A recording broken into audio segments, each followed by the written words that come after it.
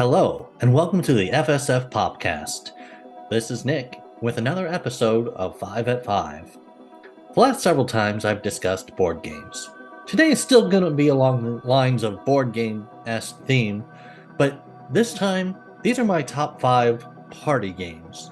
But before we get started, an honorable mention is Jackbox Games, 6 to 8 players plus an audience. It is not exactly a board game, but it is a great party game. And there are a bunch of games within various party packs, and among some of my favorites are Quiplash, Fibbage, Drawful, Trivia Murder Party, and Blather Round. There are more that I enjoy, and there's a little something for everyone. But to get us started, number 5, Don't Get Got. This has a rating of 7.1 and a weight of 1.05. It can be played with 2 to 10 players. Well, technically more, depending on how many of the little sleeves you got. Best to be played with ages 14 and up. Don't Get Got is a party game within a game, almost. It is one of those games where you can play in the background of a game night or at a party. It is a party game in which each player receives 6 secret missions. The first player to complete 3 of these missions wins. You don't sit at a table to complete missions though. This game is designed to run in the background of whatever else you have going on, which means you can play it anywhere. At home, in the office, or, yes, even at a party. Some mission examples include get a player to compliment your hair, hiding a card in a jar, and then getting the player to open it for you, or get players to start singing along, or making up a word and getting a player to ask what it means. This game is a lot of fun. It creates a little bit of paranoia and entertainment. All people have to do to stop you from winning is ask, is this part of the game? But you just get caught up in conversation and then one thing leads to another and bam, you got! Number 4, Encore. Make sure it's from 1989 because there's another board game called Encore that is nothing like the board game Encore.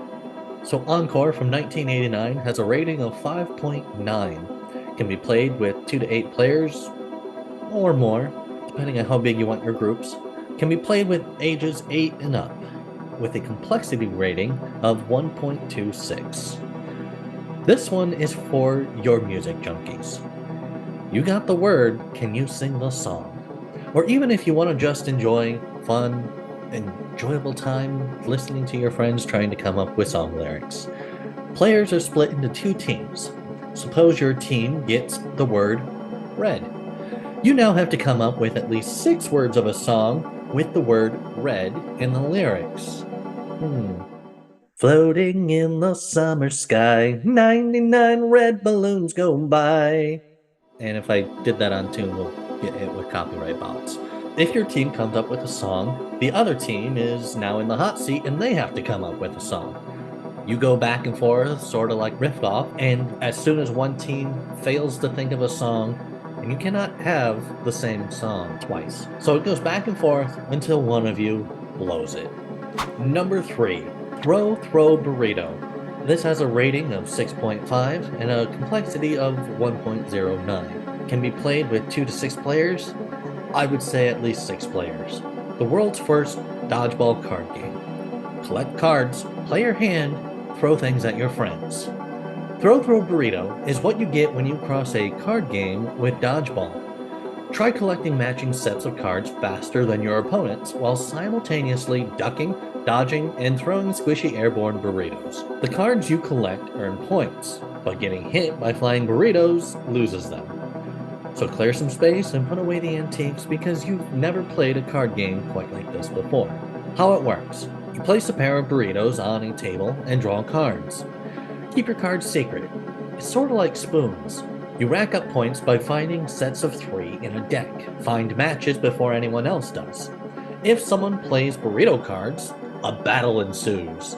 Steal points from your opponents by hitting them with squishy toy burritos. Declare war on your friends. Some battles only involve a handful of players. Others force the entire table to engage in a burrito war. Or you duel to determine the winner. During a burrito duel, 2 players must stand back to back, walk 3 paces, and then throw your burrito. Number 2, Cartographers. This has a rating of 7.7, a complexity of 1.8. This can be played with 1 to 100 players. Why is it only 100 players? Because there's exactly 100 sheets of maps. But you can go online and find all sorts of maps, and you can even print off more maps if you need be. Recommended players is ages 10 and up.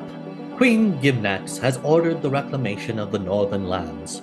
As a cartographer in her service, you are sent to map this territory, claiming it for the kingdom of Nalus. Through official edicts, the queen announces which lands she prizes most, and you will increase your reputation by meeting her demands. But you are not alone in this wilderness. The Jagul contest your claims with their outposts, so you must draw your lines carefully to reduce their influence. Reclaim the greatest share of the queen's desired lands, and you will be declared the greatest cartographer in all the kingdoms. In Cartographers, players compete to earn the most reputation stars by the time 4 seasons have passed.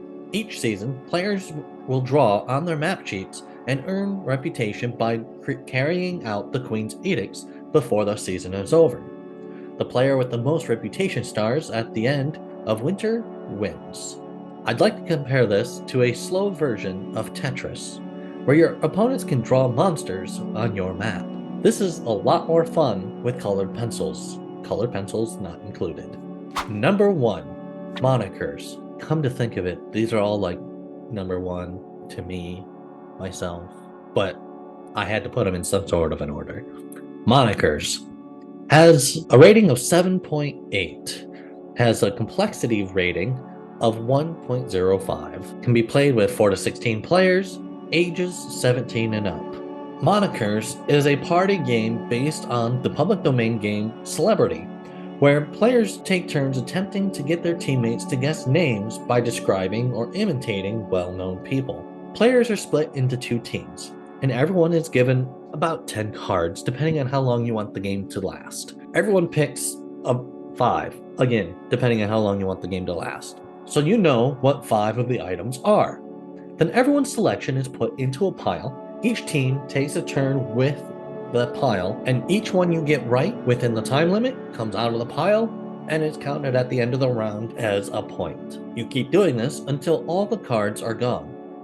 But here's the twist. In the first round, clue givers can say anything they want except for the name itself. You then regroup the pile and then start the second round. Second round, clue givers can only say 1 word. Once you go through and complete the above instructions, you then regroup the pile, and then in the final round, clue givers can't say anything at all. They can only use gestures and charades. You would think, well, we know all of the ones from the first round, this must be easy, but it's not. So this game gets a lot of fun because of the one-word clues that you end up giving, or the gestures and charades that you end up trying to do to describe this person. It is a lot of fun. I really enjoy it with my friends. And those are my top party games that I like to play with a large group of people. Let us know in the comments some of your favorite party games. And maybe sometime we might just play it on one of our live shows. Maybe. We'll discuss it. Well, that's going to conclude us for this episode of 5 at 5.